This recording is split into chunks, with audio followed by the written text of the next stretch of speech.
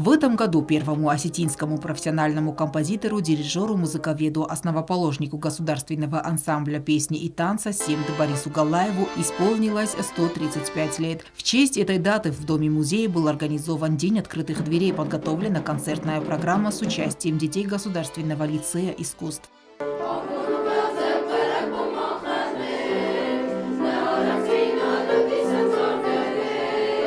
Организаторы мероприятия рассказали о творческом пути великого осетинского композитора Бориса Галаева. Было отмечено, что деятельность гения многогранна. Он является учителем многих прославленных осетинских композиторов. Галаев – автор вокально-инструментальных и хоровых произведений, созданных на основе осетинского музыкального фольклора. В разных ущельях Осетии им были записаны сотни образцов народно-песенного творчества и инструментальных наигрышей. Записывал он их на старинный граммофон. Организаторы и гости отметили важность проведения такого рода мероприятий, творческих вечеров. Сегодня прекрасный день, пришли лицеисты, мы с ними давно дружим. И меня очень привлекает то качество, как энтузиазм, с каким работают преподаватели.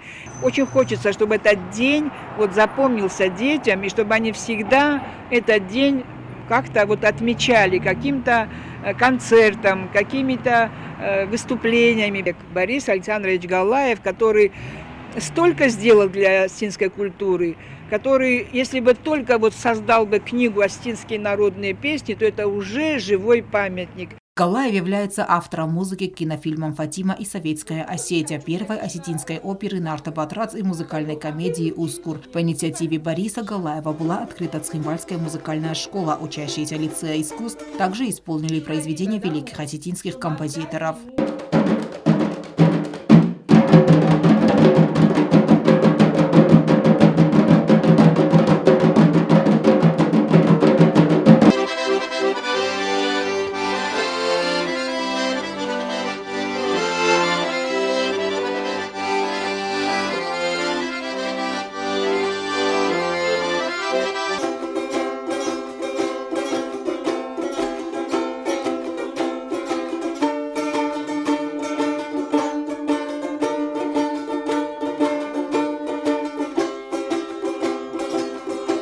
Народ должен ценить богатое культурное прошлое и наследие, чтить великих представителей осетинской нации.